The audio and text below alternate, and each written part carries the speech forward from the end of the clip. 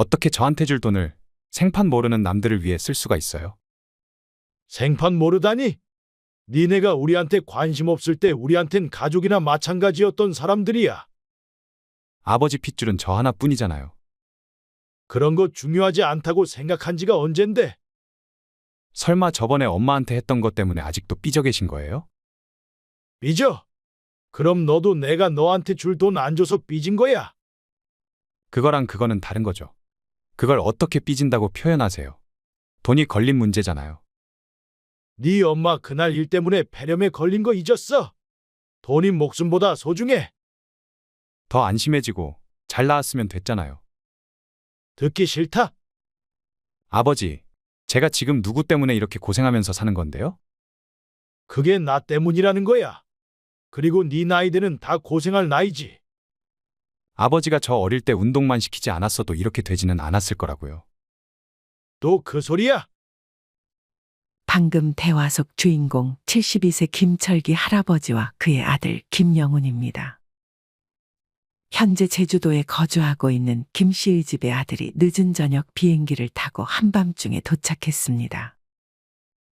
잘 준비를 하고 있던 김 씨는 그런 아들을 보고 표정이 별로 좋지는 않았습니다. 김 씨는 최근 아들에게 주려고 했던 주식을 양도하지 않고 그냥 팔아서 그 돈으로 땅을 사 이웃들에게 일부 빌려주며 같이 농사를 짓고 있었습니다. 명절에도 안 내려오던 아들은 이 소식을 듣자마자 비행기를 타고 한밤중에 김 씨의 집을 찾은 것이었습니다.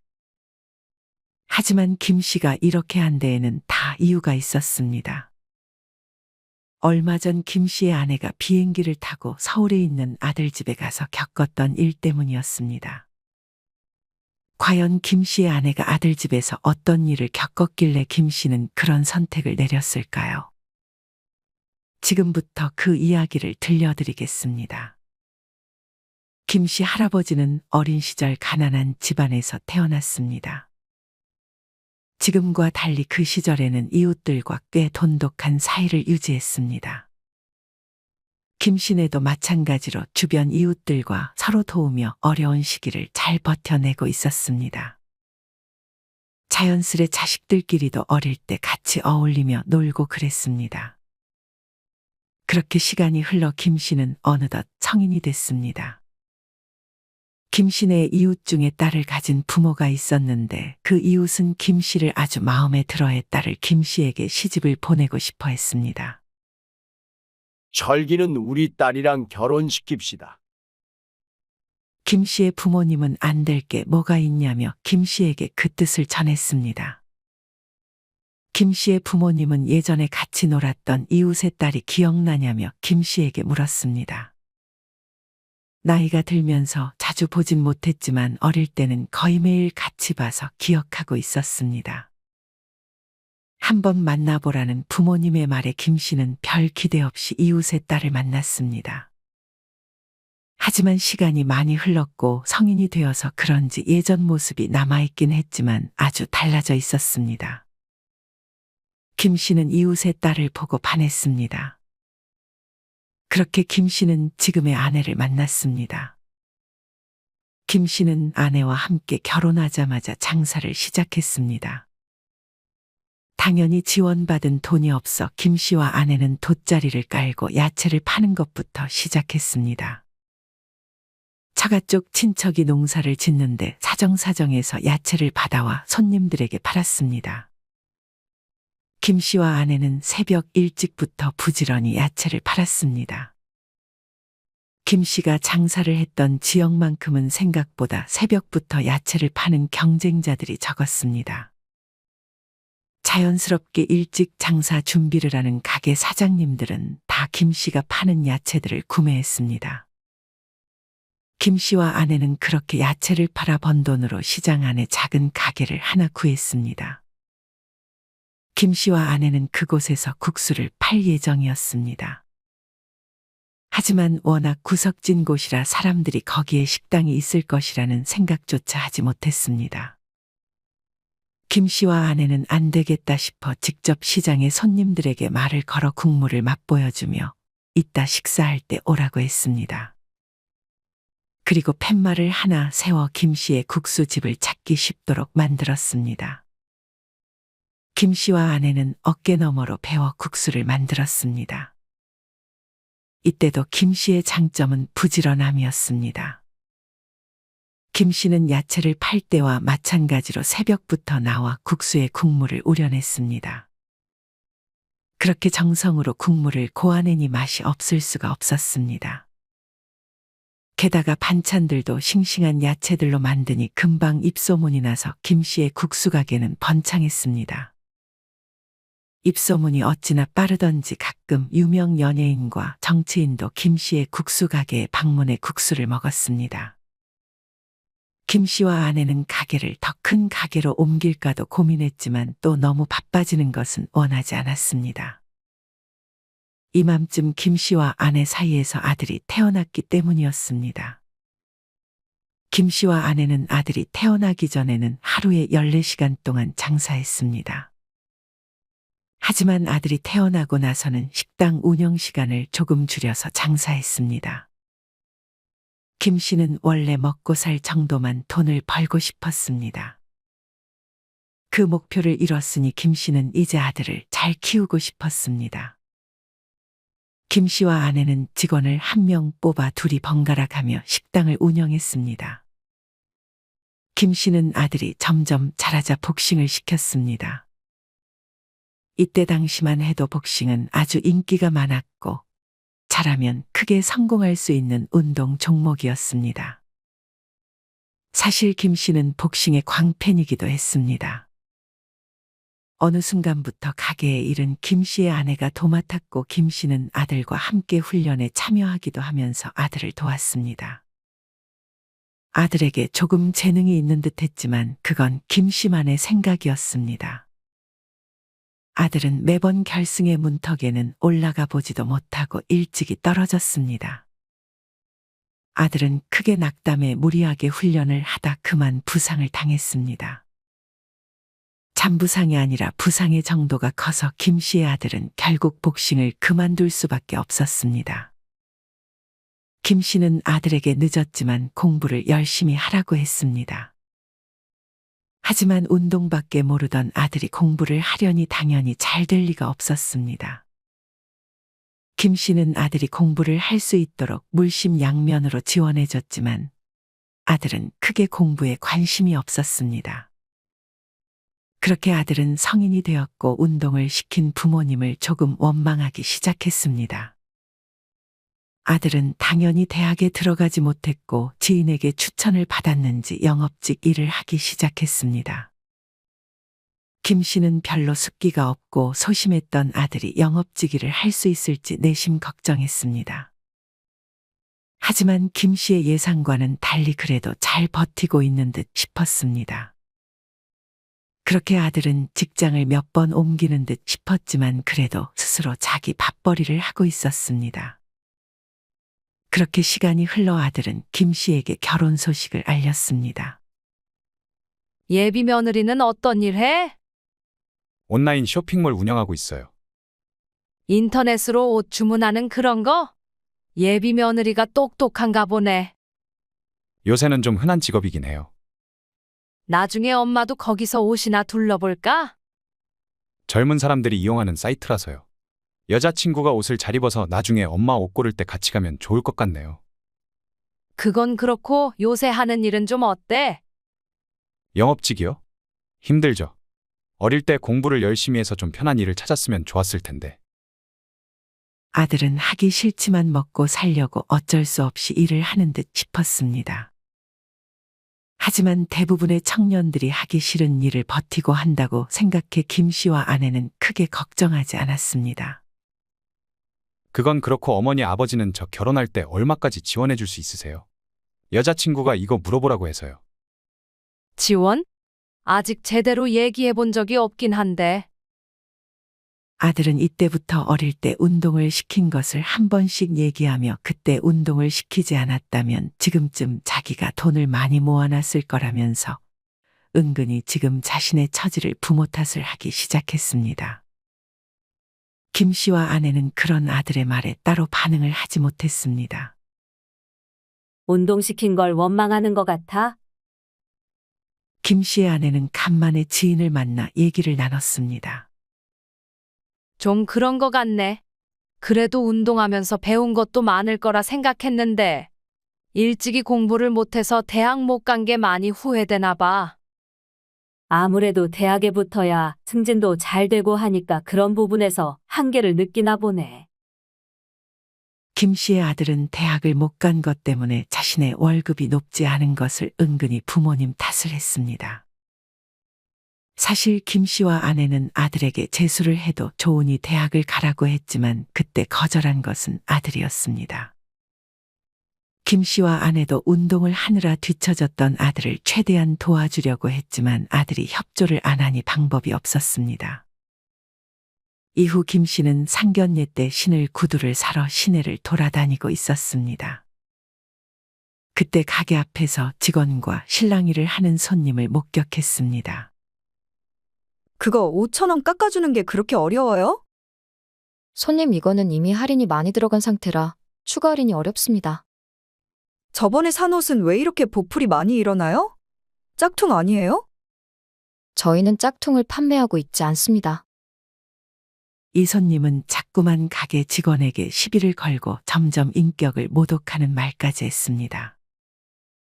사람들이 조금 지나다니고 있었지만 그 손님은 아랑곳하지 않고 언성을 높였습니다. 저도 인터넷에서 이런 비슷한 거 팔거든요.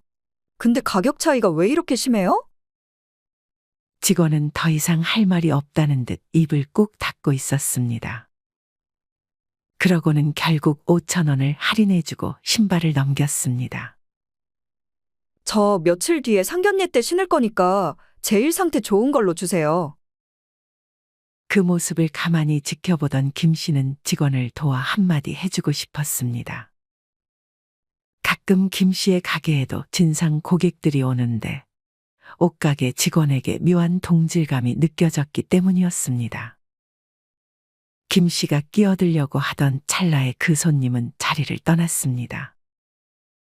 그 손님은 김 씨 쪽 방향으로 돌아갔는데 김 씨는 그 얼굴을 똑똑히 기억했습니다. 이후 상견례 날짜가 빠르게 다가왔습니다.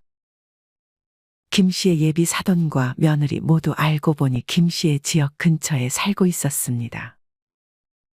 상견례 약속 장소도 그 근처 식당으로 예약했습니다. 오고 가다가 뵀을 수도 있겠네요. 설마 저 어디서 본 적은 없으시죠? 다행히 없는 것 같네요. 아내와 예비한 사돈은 웃으며 대화를 나눴지만 김 씨는 예비 사돈과 예비 며느리가 도착하고 나서 표정을 숨길 수 없었습니다. 예비 며느리로 온 여자가 낯이 익었기 때문이었습니다. 사돈은 어디 몸이 편찮으세요? 조금 긴장했나 보네요. 김 씨는 대답하면서 예비 며느리를 다시 한번 쳐다봤습니다. 분명 며칠 전 길거리 옷가게에서 진상짓을 하던 그 여자의 얼굴과 닮아 있었습니다. 심지어 그날 입었던 옷을 거의 그대로 입고 왔습니다. 저희 딸이 지금은 장사가 예전만큼 잘 되지는 않는데 예전에는 옷 팔아서 억대 매출까지 갔었어요. 정말 멋지지 않나요? 따님이 머리가 아주 좋나 보네요. 예비 며느리는 지금은 예전만 못하다며 멋쩍게 웃었습니다. 김 씨는 예비 며느리가 그 가게에서 신발을 샀다는 것이 생각났고 그 신발이 무엇인지 정확히 알고 있었습니다. 김 씨는 젓가락을 일부러 떨어뜨리고 식탁 밑에 젓가락을 주우며 예비 며느리가 신은 신발을 확인했습니다. 아니나 다를까 그때 그 진상 여자가 샀던 신발과 동일했습니다. 김 씨는 그때 그 여자가 예비 며느리라고 확신했습니다. 김 씨는 예비 며느리가 진상이 아니라 최대한 알뜰하게 살려고 노력하는 거라며 좋게 생각하고자 노력했습니다. 상견례의 자리가 마무리되고 아들은 그렇게 결혼을 했습니다. 결혼을 할 적에 아들은 은근히 집을 해주기를 바랬습니다. 김 씨와 아내는 그래도 장사를 열심히 한 덕에 돈을 많이 모아놓은 상태였습니다. 그중 김 씨는 미국 주식을 많이 가지고 있었습니다. 지인의 권유로 미국 주식을 사놓고 가만히 놔뒀는데 워낙 오래전에 샀던 거라 수익률이 몇백 프로가 넘어갔습니다. 닷컴 버블이 터진 직후 미국 주식이 많이 떨어졌을 때 두려움을 가지지 않고 산 거라 얻을 수 있는 수익률이었습니다. 그 주식을 팔지는 않고 모아둔 목돈으로 아들의 집을 해주기로 김 씨는 아내와 얘기했습니다. 아들은 남양 아파트를 원했지만 가격이 너무 부담돼서 김 씨와 아내는 그 근처의 동양 아파트에서 살기를 권유했습니다. 아들은 별로 기분이 좋지는 않은 듯 했지만 김 씨의 뜻대로 동양 아파트에서 신혼생활을 시작했습니다. 아들과 며느리는 생각보다 그렇게 나쁘지는 않다고 생각했는지 동양 아파트에 별 불만이 없이 살고 있었습니다. 그리고 집을 해준 김 씨와 아내에게 고마웠는지 결혼 초기에는 둘이 같이 김 씨의 집에 자주 방문했습니다.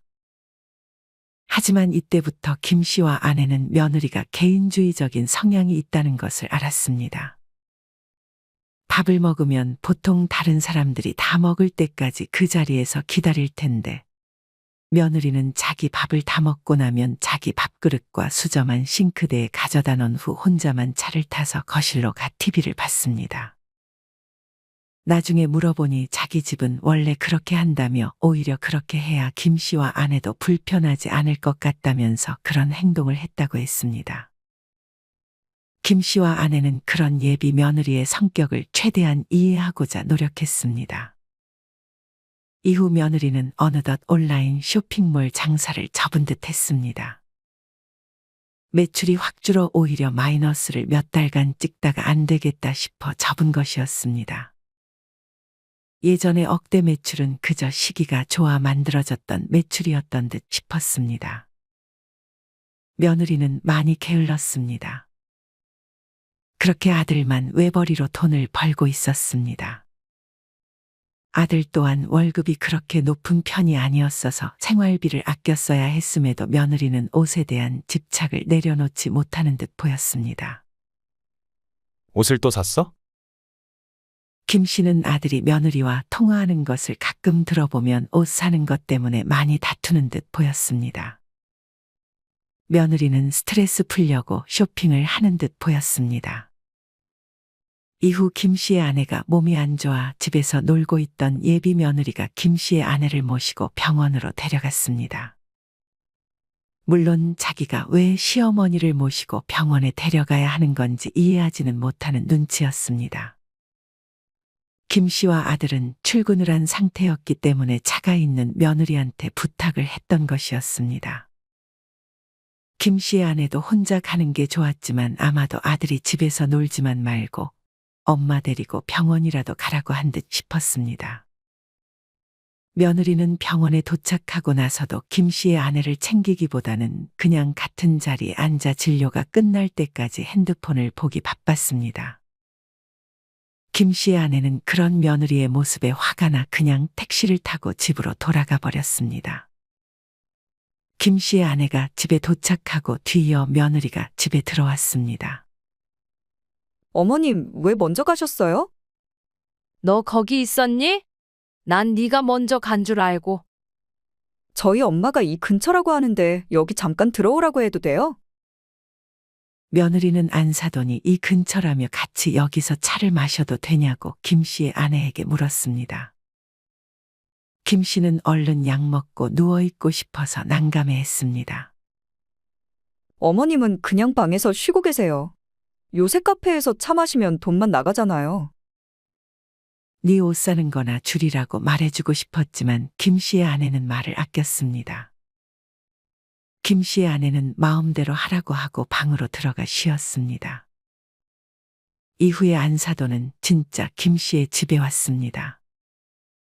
김 씨가 잠을 청하고 몸이 조금 괜찮아지자 이내 거실로 나왔습니다. 사돈, 몸은 좀 괜찮으세요? 네네. 괜찮아요. 서로 짧은 안부를 묻다가 대화가 이내 끊겼습니다. 그때부터 갑자기 며느리와 안사도는 영어로 대화를 하기 시작했습니다. 며느리는 외국인을 대상으로 옷을 팔아보려고 영어를 배우는 듯 싶었고, 안사돈은 그냥 여행 가서 사람들이랑 대화하려고 영어를 배우는 것 같았습니다. 김 씨의 아내는 마치 투명 인간이 된 듯 둘이서 열심히 발음을 굴리며 대화했습니다. 김 씨의 아내는 왜 자기 집에서 저러고 있나 싶었습니다. 김 씨의 아내는 다시 방으로 들어갔고 한참을 있다가 안사돈과 며느리는 집으로 돌아갔습니다. 아들과 며느리는 아이를 낳을 생각이 없어 보였습니다. 애는 안 가질 거야? 저희 형편 아시잖아요. 어떻게 애를 낳겠어요? 김 씨의 아내는 딱히 해줄 말이 없어 애써 대화를 돌렸습니다. 집은 마음에 들어? 여름엔 괜찮았는데 겨울엔 동양 아파트라 그런지 좀 춥네요. 그건 그렇고 며느리는 일 다시 안 한대? 쉬지 말고 우리 가게에서 일이라도 하지 그래. 아니면 우리 가게 이제 곧 정리할 건데 물려받아도 되고. 그래요? 한번 물어볼게요. 며느리는 이를 물려받을 생각은 없다고 답했고 가게를 정리하는 동안만 소일거리로 돕겠다고 했습니다. 하지만 며느리는 이런 일을 한 번도 해본 적이 없는 듯 일하는 센스가 아주 없었고 접시를 깨기 일쑤였습니다. 물 먼저 갖다 드려야지. 김 씨의 아내는 그냥 알려주려고 한 말인데 그걸 며느리는 기분 나쁘게 들은 모양이었습니다. 그렇게 일을 하는 와중에 사돈이 김 씨의 가게를 찾았습니다. 너 왜 여기서 이러고 있어? 사돈은 자기 딸이 여기서 알바하는 것을 모르고 있는 모양이었습니다. 오셨어요? 사돈은 말로만 김 씨의 가게에 들르겠다 하다가 오늘에야 처음으로 김 씨의 가게에 방문했습니다. 하지만 거기서 자기 딸이 일을 하고 있자 마음에 들지 않는 듯 했습니다. 사장으로 일하던 애가 이런 데서 일할 수 있겠어? 사돈은 김 씨의 아내가 듣고 있다는 걸 알면서도 그런 말을 했습니다. 그냥 심심해서 하는 거야. 생활비도 좀 보태고. 이런 데가 어때서요? 김 씨의 아내는 사돈에게 의미심장하게 말을 꺼내고 국수를 건넸습니다. 사돈은 이때까지도 상황이 곱게 보이지 않았지만 국수를 한 입 먹자마자 기분이 다시 좋아지는 듯 했습니다. 맛은 아주 훌륭하네요. 며느리가 여기 물려받으면 참 좋을 것 같은데요. 하지만 사돈은 예전에 연애 억대 매출까지 찍었던 자기 딸이 이런 일을 하는 것을 용납하지는 못하는 것 같았습니다. 김 씨의 가게는 연간 억대 매출을 몇 년씩이나 유지하고 있는데도 말이죠. 이후 김 씨와 아내는 제주도로 거처를 옮겼습니다. 가게를 정리하고 오랜 꿈이었던 제주도로 내려와서 자연과 함께 생활하기 시작했습니다. 노후 자금은 넉넉히 있었고 아들도 결혼을 시켰겠다. 이제는 제주도에서 남은 생을 마무리할 생각이었습니다. 아들과 며느리도 가끔 제주도에 놀러 오곤 했는데 그때마다 김 씨의 집에 머물렀습니다. 한 번은 며느리가 친구들과 제주도 여행을 왔다며 숙소 잡기는 비싸니 김 씨의 집에서 머물러도 되는지 물었습니다. 며느리는 워낙 눈치를 보지 않는 성격이었습니다. 김 씨의 아내는 오지 말라고 할 수도 없어 그러라고 했습니다. 김 씨는 바베큐를 구워 먹을 수 있도록 준비를 해주기도 했습니다. 며느리와 친구들은 그렇게 새벽까지 술을 마시며 정말 김 씨의 집을 펜션처럼 이용하다 갔습니다. 당연히 그래도 어느 정도는 치우고 갈 것이라 예상했지만 며느리와 친구들은 늦게 일어났다며 다른 관광지에 가봐야 한다고 전날의 흔적을 하나도 치우지 않은 채 김 씨의 집을 떠났습니다. 당연히 그것을 치우는 것은 김 씨와 아내의 몫이었습니다. 이 일이 있고 나서 며느리는 미안했는지 그런 김 씨와 아내를 서울로 초대했습니다. 집은 자기 집에서 자도 되니 웬일인지 서울로 올라오라고 했습니다. 하지만 김 씨는 비행기 타는 것도 싫어하고 사람 많은 것도 싫어해서 아내만 서울로 보냈습니다. 간만에 서울 가려니 설레네요. 서울은 더 추울 거야. 목도리 꼭 가져가. 김 씨의 아내는 간만에 고향으로 가는 것이 기분 좋은 듯 했습니다. 김 씨는 내심 한겨울에 아내를 혼자 보내는 것이 걱정되었습니다. 그렇게 김 씨의 아내는 비행기를 타고 서울로 올라갔습니다. 아들과 며느리의 퇴근 시간에 맞춰 비행기표를 예약했습니다.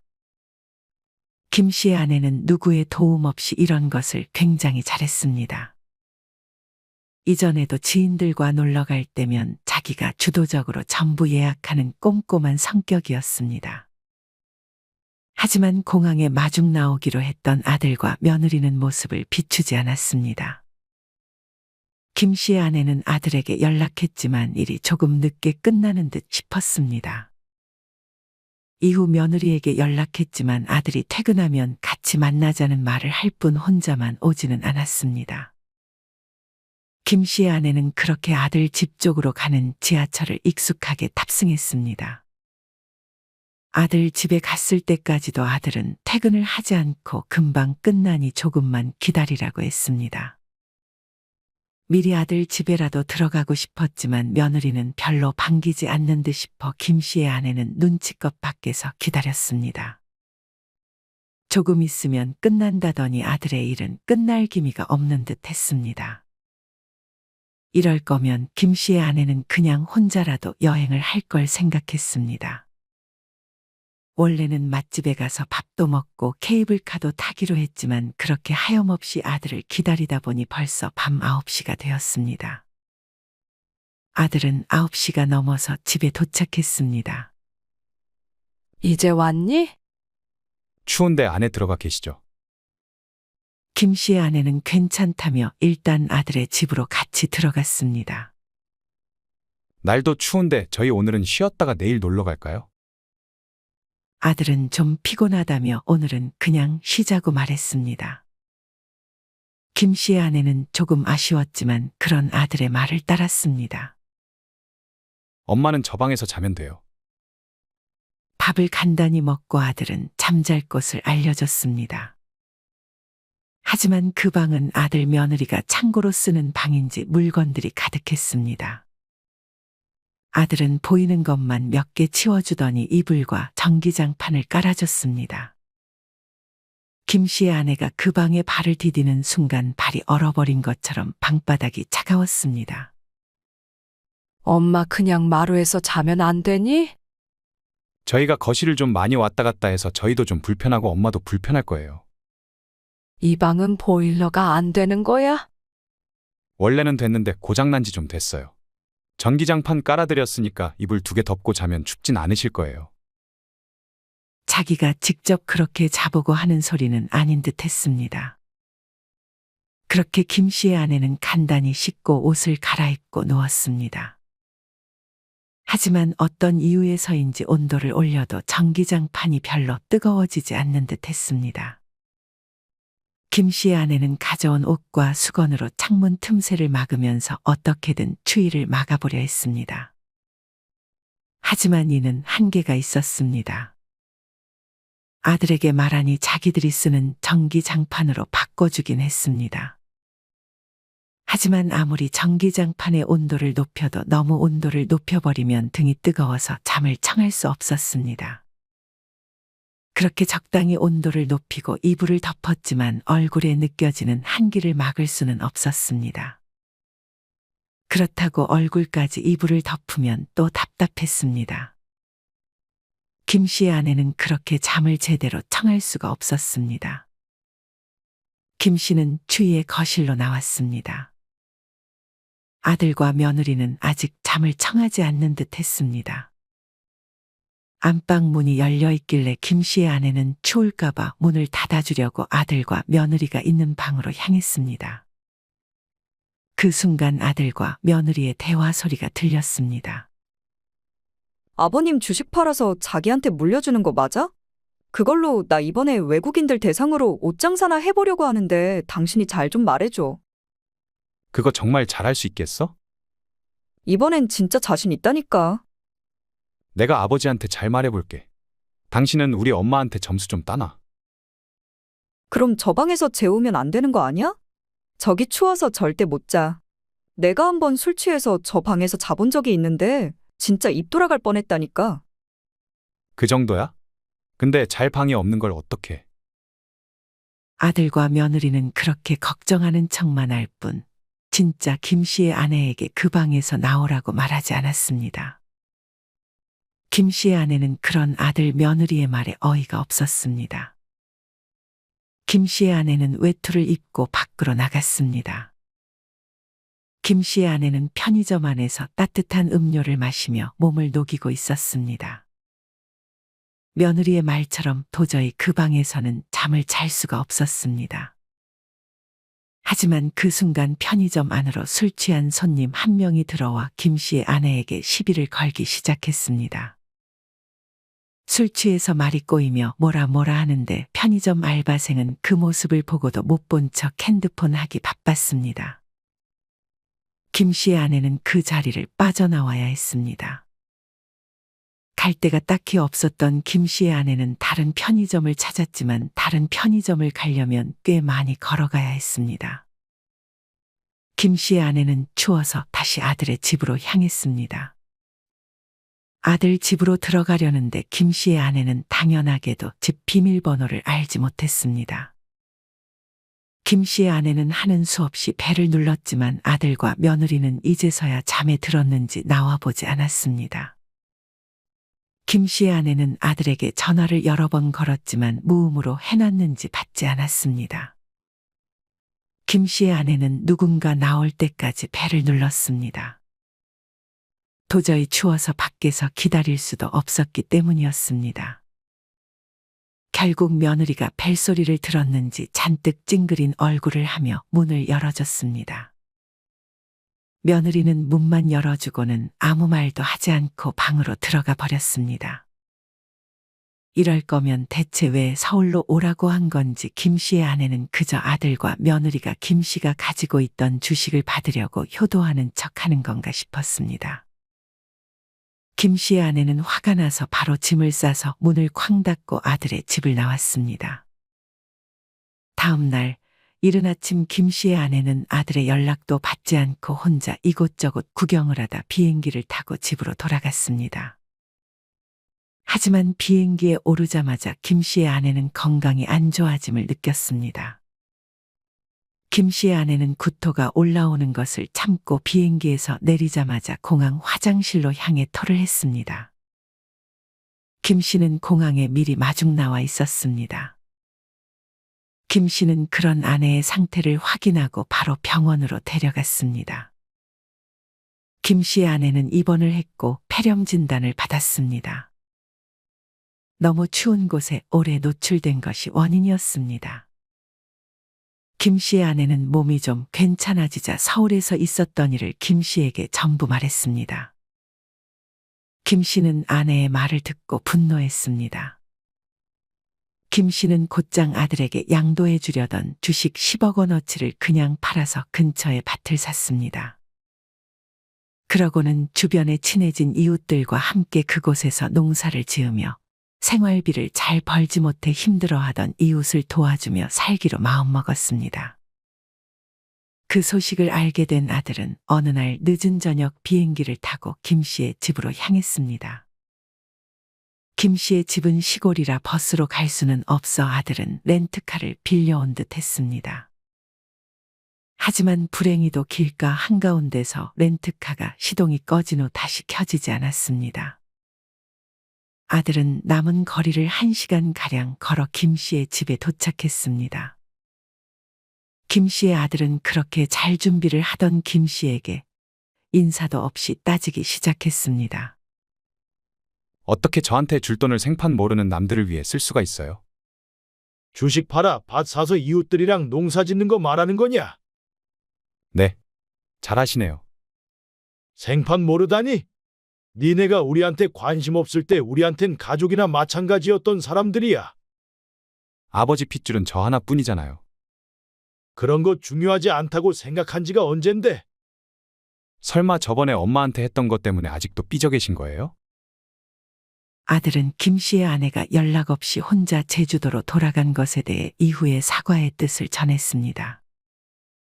하지만 김 씨도 김 씨의 아내도 그런 아들과 며느리의 사과를 받아주지 않았습니다. 삐져. 그럼 너도 내가 너한테 줄 돈 안 줘서 삐진 거야. 그거랑 그거는 다른 거죠. 그걸 어떻게 삐진다고 표현하세요? 돈이 걸린 문제잖아요. 네 엄마 그날 일 때문에 폐렴에 걸린 거 잊었어? 돈이 목숨보다 소중해. 김 씨는 아내가 폐렴이 걸리고 아들에게 그 사실을 전하며 한 소리를 한 상태였습니다. 더 안심해지고 잘 나았으면 됐잖아요. 듣기 싫다? 아버지, 제가 지금 누구 때문에 이렇게 고생하면서 사는 건데요? 그게 나 때문이라는 거야. 그리고 네 나이대는 다 고생할 나이지. 아버지가 저 어릴 때 운동만 시키지 않았어도 이렇게 되지는 않았을 거라고요. 또 그 소리야? 아들은 분리할 때가 되면 항상 예전 얘기를 꺼냈습니다. 김 씨는 이미 끝난 일이라며 아들을 돌려보내려 했습니다. 아들은 땅의 명이라도 자기 걸로 해달라며 김 씨를 설득하려 했지만 김 씨는 행동하는 거 봐서 나중에 결정하겠다고 했습니다. 이후 며느리는 새로운 사업에 당연히 실패했고 아들은 회사에서 스트레스를 너무 심하게 받아 일을 그만둔 듯 보였습니다. 이맘쯤 김 씨와 아내가 넘긴 국수가게 주인이 몸이 안 좋아지면서 김 씨와 아내는 다시 한번 아들과 며느리에게 그곳을 운영해 보라고 권유했습니다. 당장 생활비가 없었던 아들과 며느리에게 선택지는 없었습니다. 그렇게 아들과 며느리는 국수가게를 운영하기 시작했고 김 씨와 아내가 번갈아가며 서울로 올라가 비법을 전수해줬습니다. 반년 정도 시간이 흘렀는데 아들과 며느리는 꽤 일에 잘 적응하는 듯 싶었습니다. 며느리는 이전에 가게를 도왔던 경험이 있어 빠르게 적응했고 아들도 그렇게 고생해 만든 음식을 손님들이 맛있게 먹어줄 때 희열을 느끼는 듯 했습니다. 물론 언제 또 아들과 며느리의 마음이 변할지는 알 수 없지만 김 씨와 아내는 지금 상황에 만족해하고 있었습니다. 여러분은 이런 김 씨의 이야기를 어떻게 들으셨나요? 그래도 막판에 아들과 며느리가 자존심을 세우지 않고 김 씨의 가게를 잘 물려받아서 다행이라는 생각이 들기도 합니다. 여러분이 만약 주인공 김 씨라면 오늘 이야기 속 아들 며느리가 진짜 내 아들 며느리라고 생각했을 때 어떻게 대처하셨을 것 같으신가요? 김 씨 할아버지가 잘했다는 생각이 드시나요? 이와 관련하여 여러분의 자유로운 생각들을 댓글로 남겨주세요. 이상으로 오늘의 영상을 마치겠습니다. 우리 모든 구독자분들의 행복한 여생을 응원합니다. 다음에 더 흥미로운 이야기로 찾아뵙겠습니다. 감사합니다.